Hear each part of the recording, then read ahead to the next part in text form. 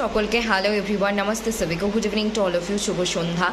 তো এখানে আজকে আমরা একটা টিপস অ্যান্ড ট্রিক্স শেয়ার করতে যাচ্ছি। সেটা হলো কি যে কোনো রকম কোনো পড়াশোনার বিষয়বস্তু হোক বা জীবনের কোনো দৈনন্দিন দিনের হিসাব খরচাপাতি হোক বা যাই হোক না কেন, কি এমন একটা জিনিস যদি আমরা অভ্যাসে পরিণত করতে পারি যাতে করে আমাদের কি হবে, আমরা আমাদের জীবনের নিয়ন্ত্রণ কিছুটা হলেও আমাদের হাতে নিয়ে আসতে পারবো ধীরে ধীরে। এটা অভ্যাসের মাধ্যমে হবে। সেটা কি?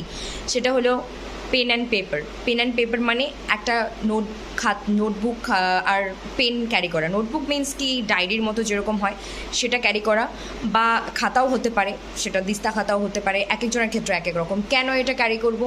এটা ক্যারি করলে যেমন পড়াশোনার ক্ষেত্রে টপিক লিখে রাখি, ক্লাসে কি পড়ানো হলো, কি হোমওয়ার্ক থাকলো, কি টাস্ক থাকলো, ঠিক সেরকমই যদি আমরা নিজেদের দৈনন্দিন জীবনের যে আমরা যেমন টু ডু লিস্ট বানিয়ে থাকি, তারপর হচ্ছে পজিটিভ অ্যাফার্মেশনস লিখে থাকি, ঠিক সেরকম যদি আমরা এখন একটা হিসেবপত্রের জন্য রাখি তাহলে কিন্তু অবশ্যই অনেকটা নিয়ন্ত্রণ আমরা আমাদের জীবনে আনতে পারবো। আর এটা অ্যাপ্লাই করে দেখতে হবে। আর যেটা আমি 2016 সাল থেকে ফলো করছি।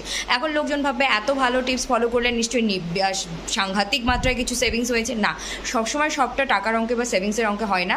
কিছুটা জিনিস আছে ডিসিপ্লিন, আর কিছু জিনিস আছে জীবনের যে গতি সেটাকে ঠিক করতে, সেটার একটা নিয়ম শৃঙ্খলার মধ্যে বেঁধে রাখতে দরকার হয়। তার মানে এই নয় সবটাই সবসময় টাকার অঙ্কে। সেটা তোমাকে দীর্ঘ সময়ের জন্য ফল দেবে, সেটার জন্য অপেক্ষা করতে হবে, কাজ করে যেতে হবে। ধন্যবাদ।